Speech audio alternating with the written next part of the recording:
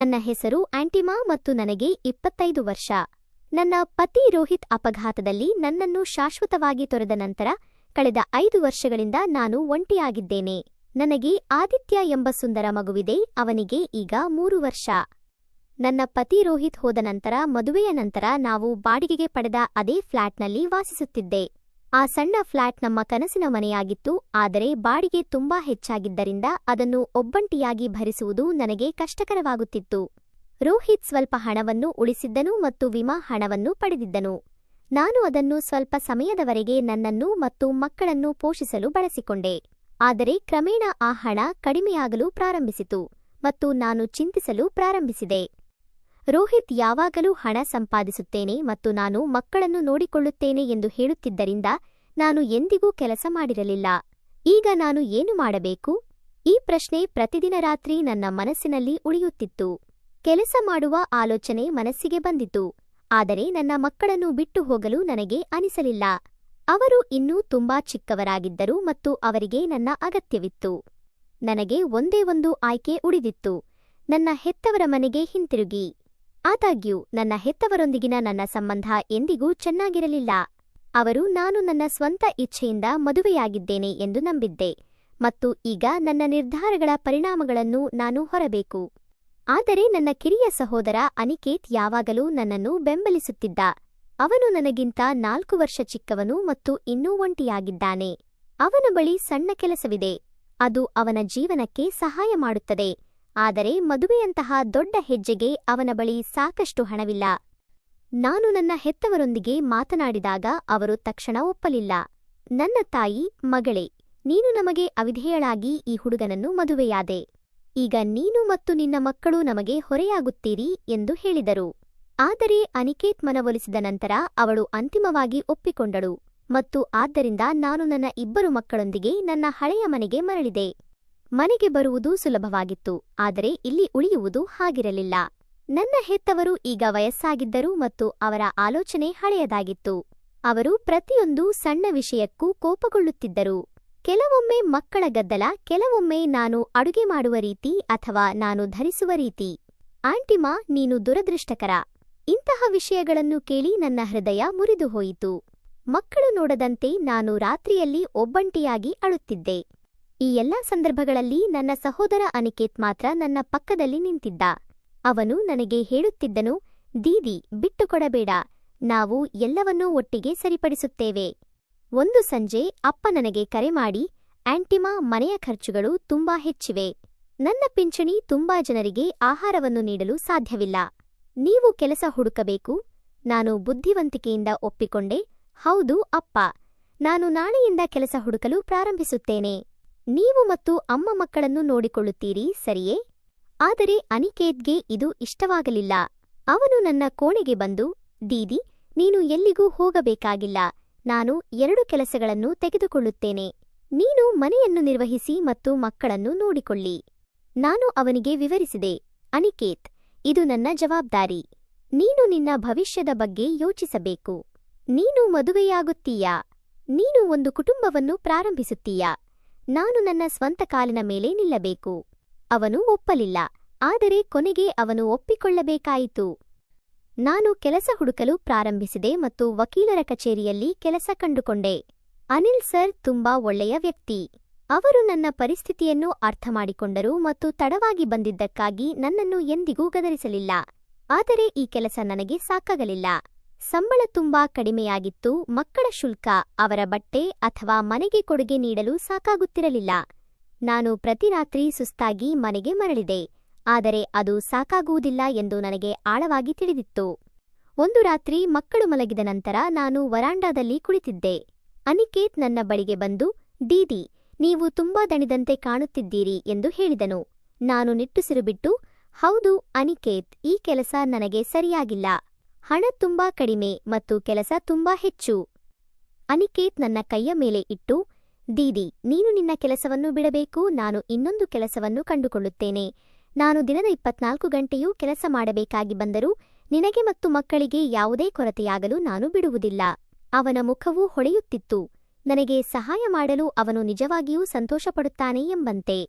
ನನ್ನನ್ನು ನೋಡುತ್ತಾ ಅವನು ಹೇಳಿದನು, ಅಂದ ಹಾಗೆ ದೀದಿ, ನೀನು ತುಂಬಾ ಸುಂದರವಾಗಿದ್ದೀಯಾ. ಚಂದ್ರನಂತೆ ನೀನು ದಣಿದಿದ್ದರೂ ನಿನ್ನ ಮುಖ ಹೊಳೆಯುತ್ತದೆ. ಅವನ ಮಾತುಗಳನ್ನು ಕೇಳುವುದು ನನಗೆ ತುಂಬಾ ಇಷ್ಟವಾಯಿತು. ನನ್ನ ಪತಿ ರೋಹಿತ್ ಹೋದ ನಂತರ ಯಾರೂ ನನಗೆ ಇಷ್ಟೊಂದು ಸಿಹಿ ಮಾತುಗಳನ್ನು ಹೇಳಿರಲಿಲ್ಲ. ಅನಿಕೇತ್ ಯಾವಾಗಲೂ ನನ್ನನ್ನು ಹೊಗಳುತ್ತಿದ್ದರು ಮತ್ತು ನಾನು ಮರುಮದುವೆಯಾಗಬೇಕೆಂದು ಹೇಳುತ್ತಿದ್ದರು. ನೀನು ಇನ್ನೂ ತುಂಬಾ ಚಿಕ್ಕವಳು ದೀದಿ ಮತ್ತು ತುಂಬಾ ಸುಂದರವಾಗಿದ್ದೀಯಾ. ನೀನು ಪ್ರೀತಿಸಿ ಮತ್ತೆ ಸಂತೋಷವಾಗಿರಲು ವಯಸ್ಸು ಎಂದು ಅವರು ಹೇಳುತ್ತಿದ್ದರು. ನಿಜ ಹೇಳಬೇಕೆಂದರೆ ನಾನು ಅವನ ಸಿಹಿ ಮಾತುಗಳನ್ನು ಇಷ್ಟಪಟ್ಟೆ. ಅವನ ಸಿಹಿ ಮಾತುಗಳು ಮತ್ತು ನಿರಂತರ ಒತ್ತಾಯಕ್ಕೆ ಮಣಿದು ನಾನು ಕೊನೆಗೆ ಬಿಟ್ಟುಕೊಟ್ಟು ನನ್ನ ಕೆಲಸವನ್ನು ಬಿಡಲು ನಿರ್ಧರಿಸಿದೆ. ಅನಿಕೇತ್ ಕೇಳಿದಂತೆ ಅವನು ಮಾಡಿದನು. ಅವನು ಇನ್ನೊಂದು ಅರೆಕಾಲಿಕ ಕೆಲಸವನ್ನು ಕಂಡುಕೊಂಡನು ಮತ್ತು ದಿನವಿಡೀ ಕಷ್ಟಪಟ್ಟು ಕೆಲಸ ಮಾಡಲು ಪ್ರಾರಂಭಿಸಿದನು. ಅನಿಕೇತ್ ಈಗ ರಾತ್ರಿ 10ರಿಂದ 11 ಗಂಟೆಗೆ ದಣಿದ ಮನೆಗೆ ಹಿಂದಿರುಗುತ್ತಿದ್ದನು. ಅಲ್ಲಿಯವರೆಗೆ ನಾನು ಎಚ್ಚರವಾಗಿರುತ್ತಿದ್ದೆ, ಅವನಿಗಾಗಿ ಕಾಯುತ್ತಿದ್ದೆ. ಮನೆಯ ಉಳಿದವರು, ನನ್ನ ಮಕ್ಕಳು, ತಾಯಿ ಮತ್ತು ತಂದೆ ಆಗ ನಿದ್ರಿಸುತ್ತಿದ್ದರು. ಮಗುವನ್ನು ಮಲಗಿಸಿದ ನಂತರ ನಾನು ಅಡುಗೆ ಮನೆಗೆ ಹೋಗಿ ತಾಜಾ ಆಹಾರವನ್ನು ಬಡಿಸುತ್ತಿದ್ದೆ. ಅನಿಕೇತ್ನ ಬಟ್ಟೆಗಳನ್ನು ತೊಳೆಯುವುದು, ಇಸ್ತ್ರಿ ಮಾಡುವುದು ಮತ್ತು ಅವನ ಸಣ್ಣ ಅಗತ್ಯಗಳನ್ನು ನೋಡಿಕೊಳ್ಳುವುದು ನನ್ನ ದೈನಂದಿನ ದಿನಚರಿಯ ಭಾಗವಾಯಿತು. ಅಂತಿಮ ದೀದಿ, ನೀನು ಅಷ್ಟೊಂದು ಕಷ್ಟಪಟ್ಟು ಕೆಲಸ ಮಾಡಬೇಕಾಗಿಲ್ಲ. ನಾನು ತಟ್ಟೆಯಲ್ಲಿ ಬಿಸಿ ರೊಟ್ಟಿಗಳನ್ನು ಇಡುತ್ತಿದ್ದಂತೆ ಅನಿಕೇತ್ ಹೇಳುತ್ತಿದ್ದ. ಓಹ್ ಇಲ್ಲ, ನಾನು ಏನು ಮಾಡಲು ಸಾಧ್ಯ? ನೀನು ದಿನವಿಡೀ ತುಂಬಾ ಕಷ್ಟಪಟ್ಟು ಕೆಲಸ ಮಾಡುತ್ತೀಯಾ. ಅದು ನನ್ನ ಕರ್ತವ್ಯ, ನಾನು ನಗುತ್ತಾ ಉತ್ತರಿಸಿದೆ. ನಾವು ಊಟದ ಸಮಯದಲ್ಲಿ ಮಾತನಾಡುತ್ತಿದ್ದೆವು. ಅನಿಕೇತ್ ತನ್ನ ಕೆಲಸದ ಕಥೆಗಳನ್ನು ನಮಗೆ ಹೇಳುತ್ತಿದ್ದನು ಮತ್ತು ನಾನು ಅವನಿಗೆ ನನ್ನ ದಿನದ ಸಣ್ಣ ಘಟನೆಗಳ ಬಗ್ಗೆ ಹೇಳುತ್ತಿದ್ದೆ. ನಾವು ನಮ್ಮ ಆಲೋಚನೆಗಳನ್ನು ಭಯ ಅಥವಾ ಹಿಂಜರಿಕೆಯಿಲ್ಲದೆ ಹಂಚಿಕೊಂಡ ಕ್ಷಣಗಳಾಗಿದ್ದವು. ಕಾಲಚಕ್ರವು ಬಾಲ್ಯಕ್ಕೆ ಹಿಂತಿರುಗಿದಂತೆ ಭಾಸವಾಯಿತು. ಶನಿವಾರ ರಾತ್ರಿಗಳು ನಮಗೆ ವಿಶೇಷವಾಗಿದ್ದವು. ಅನಿಕೇತ್ ಮರುದಿನ ರಜೆ ಪಡೆದಿದ್ದನು. ಆದ್ದರಿಂದ ನಾವು ತಡರಾತ್ರಿಯವರೆಗೆ ಟಿವಿ ನೋಡುತ್ತಿದ್ದೆವು, ಹಳೆಯ ಕಥೆಗಳನ್ನು ನೆನಪಿಸಿಕೊಳ್ಳುತ್ತಿದ್ದೆವು ಅಥವಾ ಪರಸ್ಪರರ ಉಪಸ್ಥಿತಿಯನ್ನು ಒಂದು ಮಾತನ್ನೂ ಹೇಳದೆ ಆನಂದಿಸುತ್ತಿದ್ದೆವು. ಕಳೆದ ಶನಿವಾರ ಅನಿಕೇತ್ ಮಾರುಕಟ್ಟೆಯಿಂದ ಹಿಂತಿರುಗಿದಾಗ ಅವನು ನನ್ನ ನೆಚ್ಚಿನ ಗೋಲ್ಗಪ್ಪಗಳನ್ನು ಮತ್ತು ಮಗುವಿಗೆ ವರ್ಣರಂಜಿತ ಚೆಂಡನ್ನು ತಂದಿದ್ದನೆಂದು ನನಗೆ ನೆನಪಿದೆ. ವಾವ್, ನೀವು ಇಂದು ಆಚರಿಸಿದ್ದೀರಿ, ನಾನು ಸಂತೋಷದಿಂದ ಹೇಳಿದೆ. ಅನಿಕೇತ್ ನಗುತ್ತಾ ಉತ್ತರಿಸಿದ.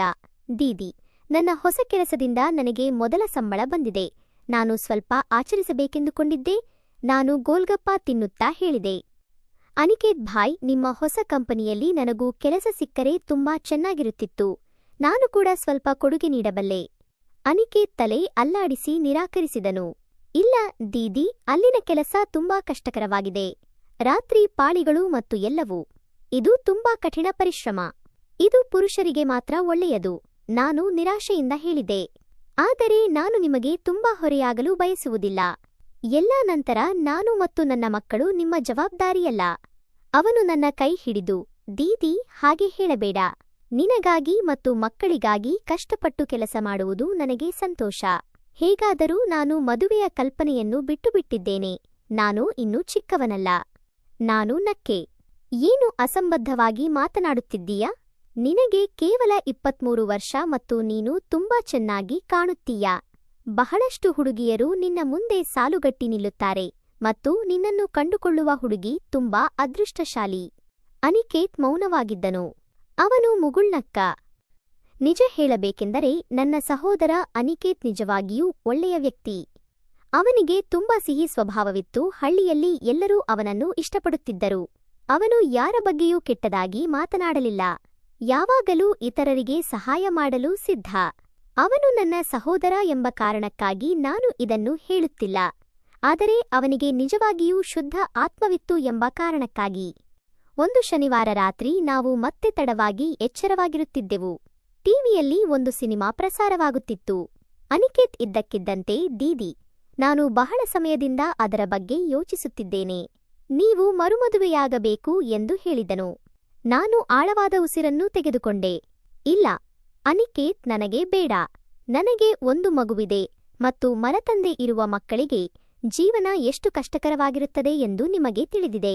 ನನ್ನ ಮಗನ ಬಗ್ಗೆ ನನಗೆ ಚಿಂತೆಯಾಗಿದೆ. ಅನಿಕೇತ್ ಒಂದು ಕ್ಷಣ ಮೌನವಾಗಿ ಉಳಿದು ನಂತರ, ದೀದಿ, ನಾನು ಏನಾದರೂ ಹೇಳಲು ಬಯಸುತ್ತೇನೆ. ಆದರೆ ದಯವಿಟ್ಟು ಕೆಟ್ಟದಾಗಿ ಭಾವಿಸಬೇಡಿ ಅಥವಾ ತಪ್ಪಾಗಿ ಅರ್ಥಮಾಡಿಕೊಳ್ಳಬೇಡಿ. ನಾನು ಅವನ ಭುಜದ ಮೇಲೆ ಕೈ ಹಾಕಿದೆ. ನಾವು ಸಹೋದರ ಸಹೋದರಿ ಅನಿಕೇತ್. ನಮ್ಮ ನಡುವೆ ಏನು ತಪ್ಪು ತಿಳುವಳಿಕೆ ಇರಬಹುದು? ಹೇಳು.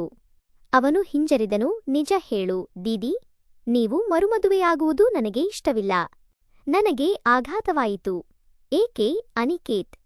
ಏಕೆ? ಅದು ನನ್ನ ಮತ್ತು ಮಕ್ಕಳ ಜವಾಬ್ದಾರಿಯನ್ನು ನಿನ್ನ ಹೆಗಲಿನಿಂದ ತೆಗೆದುಹಾಕುತ್ತದೆ. ಇಲ್ಲ ದೀದಿ.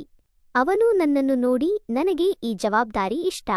ನೀನು ಮತ್ತು ಮಕ್ಕಳು ಮನೆಯಲ್ಲಿದ್ದಾಗ ಮನೆ ಜೀವಂತವಾಗಿರುತ್ತದೆ. ನಾವು ಬಾಲ್ಯದಿಂದಲೂ ಒಬ್ಬರಿಗೊಬ್ಬರು ಒಗ್ಗಿಕೊಂಡಿದ್ದೇವೆ.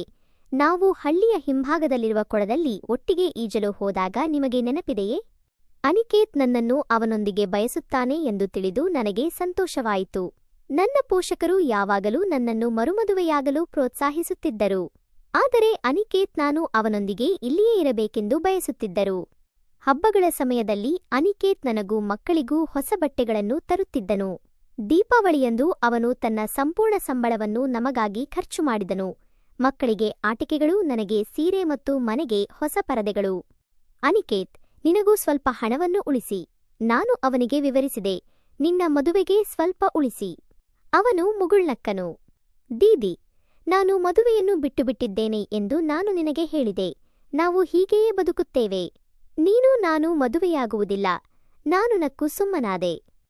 ಆದರೆ ನಾನು ಅವನ ಕೋಣೆಯನ್ನು ಸ್ವಚ್ಛಗೊಳಿಸಿದಾಗಲೆಲ್ಲ ನನಗೆ ವಿಚಿತ್ರವೆನಿಸುವ ಏನನ್ನಾದರೂ ಗಮನಿಸಿದೆ. ಅವನ ಹಾಸಿಗೆಯ ಮೇಲಿನ ಕಲೆಗಳು, ಅವನ ಮೊಬೈಲ್ ಫೋನ್ನಲ್ಲಿ ಮರೆಮಾಡಿದ ವಿಡಿಯೋಗಳು. 23 ವರ್ಷದ ಬ್ರಹ್ಮಚಾರಿ ಯುವಕ ಎಂದು ನಾನು ಭಾವಿಸಿದೆ. ಇದೆಲ್ಲವೂ ಸಹಜ. ಆದರೆ ಈ ವಿಷಯಗಳನ್ನು ನೋಡಿದಾಗ ನನ್ನ ಪತಿ ರೋಹಿತ್ನ ನೆನಪುಗಳು ಮತ್ತೆ ಬಂದವು. 6 ವರ್ಷಗಳಿಂದ ನಾನು ವಂಚಿತನಾಗಿದ್ದ ಆ ಆತ್ಮೀಯ ಕ್ಷಣಗಳು. ನನಗೆ ನನ್ನನ್ನು ತಡೆಯಲಾಗಲಿಲ್ಲ. ಮತ್ತು ಕೆಲವೊಮ್ಮೆ ನಾನು ಆ ವಿಡಿಯೋಗಳನ್ನು ನೋಡುತ್ತಾ ಗಂಟೆಗಟ್ಟಲೆ ನನ್ನ ಕೋಣೆಯಲ್ಲಿ ಬಂಧಿಯಾಗಿರುತ್ತಿದ್ದೆ. ಒಂದು ರಾತ್ರಿ ನಾವಿಬ್ಬರೂ ತಡವಾಗಿ ಎಚ್ಚರವಾಗಿದ್ದೆವು. ಟಿವಿಯಲ್ಲಿ ಒಂದು ಚಲನಚಿತ್ರ ಪ್ರಸಾರವಾಗುತ್ತಿತ್ತು. ಅದರಲ್ಲಿ ಕೆಲವು ಪ್ರಣಯ ದೃಶ್ಯಗಳಿದ್ದವು. ನನ್ನ ಗಮನ ಅವುಗಳ ಮೇಲೆ ಕೇಂದ್ರೀಕೃತವಾಗಿತ್ತು ಮತ್ತು ಯಾವುದೋ ಕಾರಣಕ್ಕಾಗಿ ನನಗೆ ವಿಚಿತ್ರವಾದ ಉಷ್ಣತೆ ಅನಿಸಿತು. ನಾನು ನನ್ನನ್ನು ಶಾಂತಗೊಳಿಸಿಕೊಂಡು ನನಗೆ ಏನೂ ಅರ್ಥವಾಗದ ಹಾಗೆ ನಟಿಸಿದೆ. ನಾನು ಹೊರಡುತ್ತಿದ್ದೇನೆ ಅನಿಕೇತ್. ನೀನು ಮಲಗಬೇಕು. ನಾನು ನಾಳೆ ಬೇಗ ಎದ್ದೇಳಬೇಕು. ಅನಿಕೇತ್ ನಗುತ್ತಾ, ಸರಿ ದೀದಿ, ನೀನು ಹೋಗು. ನಾನು ಸ್ವಲ್ಪ ಹೊತ್ತು ಸಿನಿಮಾ ನೋಡುತ್ತೇನೆ ಎಂದು ಹೇಳಿದನು. ನಾನು ನನ್ನ ಕೋಣೆಗೆ ಹೋದೆ. ಆದರೆ ನನ್ನ ಮನಸ್ಸಿನಲ್ಲಿ ವಿಚಿತ್ರ ಆಲೋಚನೆಗಳು ಸುಳಿದಾಡಿದವು. ನನಗೆ ನಿದ್ದೆ ಬರಲಿಲ್ಲ. ಹಾಸಿಗೆಯಲ್ಲಿ ತಿರುಗಿ ನನ್ನ ಮೊಬೈಲ್ ಎತ್ತಿಕೊಂಡು ಸ್ಕ್ರೋಲ್ ಮಾಡಲು ಪ್ರಾರಂಭಿಸಿದೆ. ಇದ್ದಕ್ಕಿದ್ದಂತೆ ನನ್ನ ಗಂಟಲು ಒಣಗಿದಂತೆ ಅನಿಸಿತು. ನನಗೆ ಬಾಯಾರಿಕೆಯಾಯಿತು. ನಾನು ನಿಧಾನವಾಗಿ ಎದ್ದು ನೀರು ತರಲು ಅಡುಗೆ ಮನೆಯ ಕಡೆಗೆ ಹೋದೆ. ಕಾರಿಡಾರ್ ಮೂಲಕ ಹಾದು ಹೋಗುವಾಗ ಅನಿಕೇತ್ ಕೋಣೆಯಿಂದ ಬೆಳಕು ಬರುತ್ತಿರುವುದನ್ನು ಗಮನಿಸಿದೆ. ಓಹೋ, ಅವನು ಇನ್ನೂ ಎಚ್ಚರವಾಗಿದ್ದಾನೆ. ನಾನು ನನ್ನೊಳಗೆ ಯೋಚಿಸಿದೆ. ಅನಿಕೇತ್ ದೀಪಗಳನ್ನು ಹಚ್ಚಿಕೊಂಡು ಮಲಗಿ ನಂತರ ಹೆಚ್ಚುತ್ತಿರುವ ವಿದ್ಯುತ್ ಬಿಲ್ ಬಗ್ಗೆ ದೂರು ನೀಡುವ ಅಭ್ಯಾಸವನ್ನು ಹೊಂದಿದ್ದನು. ವಿದ್ಯುತ್ ಉಳಿಸಲು ನಾನು ದೀಪಗಳನ್ನು ಆಫ್ ಮಾಡಲು ನಿರ್ಧರಿಸಿದೆ. ನಾನು ಅವನ ಕೋಣೆಯನ್ನು ತಲುಪಿದಾಗ ಬಾಗಿಲು ಸ್ವಲ್ಪ ತೆರೆದಿತ್ತು. ನಾನು ಮೌನವಾಗಿ ಒಳಗೆ ನೋಡಿದೆ ಮತ್ತು ನಾನು ನೋಡಿದ ವಿಷಯ ನನ್ನನ್ನು ದಿಗ್ಭ್ರಮೆಗೊಳಿಸಿತು. ಅನಿಕೇತ್ ತನ್ನ ಮೊಬೈಲ್ನಲ್ಲಿ ನನ್ನ ಫೋಟೋವನ್ನು ದೊಡ್ಡದಾಗಿಸುತ್ತಿದ್ದ. ನಾನು ಕೆಂಪು ಸೀರೆಯಲ್ಲಿದ್ದ ಆ ದೀಪಾವಳಿ ಫೋಟೋ ಮತ್ತು ಅವನು ಏನೋ ಮಾಡುತ್ತಿದ್ದರಿಂದ ನನ್ನ ಮುಖ ನಾಚಿಕೆಯಿಂದ ಕೆಂಪಾಯಿತು. ನನ್ನ ಹೃದಯ ವೇಗವಾಗಿ ಬಡಿಯಲು ಪ್ರಾರಂಭಿಸಿತು. ಒಳಗೆ ಹೋಗಲು ಅಥವಾ ಹಿಂತಿರುಗಲು ಸಾಧ್ಯವಾಗದೆ ನಾನು ಅಲ್ಲೇ ನಿಂತಿದ್ದೆ. ನನ್ನ ಮನಸ್ಸಿನಲ್ಲಿ ಆಲೋಚನೆಗಳ ಬಿರುಗಾಳಿ ಎದ್ದಿತು. ಕೋಪ, ಭಯ ಮತ್ತು ನಾನು ಹೆಸರಿಸಲಾಗದ ಬೇರೇನೋ. ಬಹುಶಃ ವಿಚಿತ್ರ ಸಂತೋಷ. ಯಾರೋ ನನ್ನನ್ನು ಹೀಗೆ ಬಯಸುತ್ತಾರೆ. 5 ವರ್ಷಗಳ ನಂತರ ಯಾರೋ ನನ್ನನ್ನು ಮಹಿಳೆಯಂತೆ ನೋಡುತ್ತಿದ್ದಾರೆ. ನಾನು ಧೈರ್ಯ ತಂದುಕೊಂಡು ಬಾಗಿಲನ್ನು ಅಗಲವಾಗಿ ತೆರೆದೆ. ಅನಿಕೇತ್, ನೀನು ಏನು ಮಾಡುತ್ತಿದ್ದೀಯಾ? ನನ್ನ ಧ್ವನಿ ನಡುಗುತ್ತಿತ್ತು. ಅವನು ಆಘಾತಕ್ಕೊಳಗಾದನು. ಬೇಗನೆ ಫೋನ್ ಮುಚ್ಚಿ ನನ್ನ ನೋಟದಿಂದ ತಪ್ಪಿಸಿಕೊಂಡು, ಏನೂ ಇಲ್ಲ ದೀದಿ ಎಂದು ಹೇಳಿದನು. ನಾನು ಈಗಷ್ಟೇ ಎಲ್ಲವನ್ನೂ ನೋಡಿದೆ ಅನಿಕೇತ್. ನಾನು ಬಾಗಿಲು ಮುಚ್ಚುತ್ತಾ ಕೇಳಿದೆ, ನೀನು ನನ್ನ ಚಿತ್ರಗಳನ್ನು ಏಕೆ ನೋಡುತ್ತಿದ್ದೀಯಾ? ಅವನು ಮೌನವಾಗಿದ್ದನು, ತಲೆ ಬಾಗಿದಂತೆ ಇದ್ದನು. ವಿಚಿತ್ರ ಆಲೋಚನೆಗಳು ನನ್ನ ಮನಸ್ಸಿನಲ್ಲಿ ಓಡುತ್ತಿದ್ದವು. ನಾನು ಅವನಿಗೆ ಏಕೆ ಹತ್ತಿರವಾಗುತ್ತಿದ್ದೇನೆಂದು ನನಗೆ ಅರ್ಥವಾಗಲಿಲ್ಲ. ಬಹುಶಃ ಅದು 5 ವರ್ಷಗಳ ಒಂಟಿತನ, ರಾತ್ರಿಯ ಮೌನ ಅಥವಾ ನನ್ನೊಳಗೆ ಇದ್ದ ಪ್ರೀತಿ ಮತ್ತು ಅನ್ಯೋನ್ಯತೆಯ ಹಸಿವು ಇರಬಹುದು. ನೋಡು ಅನಿಕೇತ್, ನಾನು ಅವನ ಪಕ್ಕದಲ್ಲಿ ಕುಳಿತು ಹೇಳಿದೆ, ನಾನು ಮನೆಯಲ್ಲಿದ್ದೇನೆ. ನೀವು ಇದನ್ನು ಏಕೆ ಮಾಡಬೇಕು? ನಾವು ಒಟ್ಟಿಗೆ ಇದ್ದೇವೆ, ಸರಿಯೇ? ಇದು ನಮ್ಮಿಬ್ಬರ ಜೀವನವನ್ನು ಸುಲಭಗೊಳಿಸಬಹುದು. ಅನಿಕೇತ್ ಮೊದಲ ಬಾರಿಗೆ ನನ್ನ ಕಣ್ಣುಗಳನ್ನು ನೋಡಿದನು. ಅವನ ಕಣ್ಣುಗಳು ಕುತೂಹಲ, ಭರವಸೆ ಮತ್ತು ಭಯದ ಮಿಶ್ರಣವಾಗಿದ್ದವು. ಅವನು ಈ ಕ್ಷಣಕ್ಕಾಗಿ ಕಾಯುತ್ತಿದ್ದನಂತೆ. ದೀದಿ, ನೀನು ನಿಜವಾಗಿಯೂ? ಅವನ ಧ್ವನಿ ನಡುಗಿತು. ಮನೆ ಶಾಂತವಾಗಿತ್ತು. ಮಕ್ಕಳು ಗಾಢನಿದ್ರೆಯಲ್ಲಿದ್ದರು. ಅವನ ಹೆತ್ತವರು ತಮ್ಮ ಕೋಣೆಯಲ್ಲಿ ಮಲಗಿದ್ದರು ಮತ್ತು ನಂತರ ಅಣೆಕಟ್ಟು ಮುರಿದಂತೆ ಅನಿಕೇತ್ ನನ್ನ ಕೈಯನ್ನು ನಿಧಾನವಾಗಿ ಹಿಡಿದನು ಮತ್ತು ಅವನ ಸ್ಪರ್ಶವು ನನ್ನ ದೇಹದಲ್ಲಿ ವಿದ್ಯುತ್ನಂತೆ ಒಂದು ಕಂಪನವನ್ನು ಕಳುಹಿಸಿತು. 5 ವರ್ಷಗಳ ಒಂಟಿತನ ಮತ್ತು ಹಸಿವು ಕ್ಷಣಾರ್ಧದಲ್ಲಿ ಜಾಗೃತವಾಯಿತು. ನಾವಿಬ್ಬರೂ ನಮಗೆ ಬೇಕಾದುದನ್ನು ಪರಸ್ಪರ ಕೊಟ್ಟೆವು. ಪ್ರೀತಿ, ಅನ್ಯೋನ್ಯತೆ, ಸೇರುವಿಕೆ. ಆ ರಾತ್ರಿ ನಾವು ಸಹೋದರ ಸಹೋದರಿಯರಲ್ಲ ಎಂಬಂತೆ ಪರಸ್ಪರ ನಮ್ಮನ್ನು ಕಳೆದುಕೊಂಡೆವು. ಆ ಕ್ಷಣ ತುಂಬಾ ಸುಂದರವಾಗಿತ್ತು. ನಾನು ಅದನ್ನು ಪದಗಳಲ್ಲಿ ವಿವರಿಸಲು ಸಾಧ್ಯವಾಗದಷ್ಟು ಆಳವಾಗಿತ್ತು. ತಪ್ಪಿನ ಕರಾಳ ನೆರಳು. ಆ ರಾತ್ರಿಯ ನಂತರ ನಮ್ಮ ಜೀವನ ಬದಲಾಯಿತು. ಕುಟುಂಬದ ಮುಂದೆ ನಾವು ಇನ್ನೂ ಸಹೋದರ ಸಹೋದರಿಯಾಗಿದ್ದೆವು. ಆದರೆ ಎಲ್ಲರೂ ಮಲಗಿದ ನಂತರ ನಮ್ಮ ಹೃದಯಗಳು ಬಯಸಿದಂತೆ ಆಯಿತು. ಇದು ಹಲವಾರು ತಿಂಗಳುಗಳ ಕಾಲ ಮುಂದುವರಿಯಿತು. ನಂತರ ಒಂದು ಬೆಳಿಗ್ಗೆ ನಾನು ನನ್ನ ಕೋಣೆಯಲ್ಲಿದ್ದಾಗ ನನ್ನ ಹೊಟ್ಟೆ ಇದ್ದಕ್ಕಿದ್ದಂತೆ ಬಿಗಿಯಾಗಿ ವಾಂತಿ ಮಾಡಿತು. ಮೊದಲಿಗೆ ನಾನು ಏನಾದರೂ ತಪ್ಪಾಗಿ ತಿಂದಿರಬಹುದು ಎಂದು ನಾನು ಭಾವಿಸಿದೆ.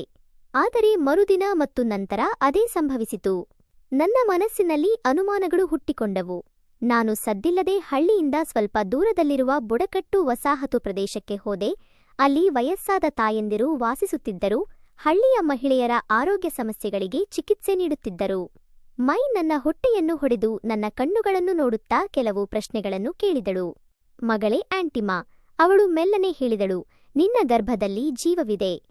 ಆಕಾಶ ನನ್ನ ಮೇಲೆ ಬಿದ್ದಂತೆ ಭಾಸವಾಯಿತು. ನಾನು ದಿಗ್ಭ್ರಮೆಗೊಂಡೆ. ನನ್ನ ಕಿವಿಗಳಲ್ಲಿ ಒಂದೇ ಧ್ವನಿ ಪ್ರತಿಧ್ವನಿಸಿತು.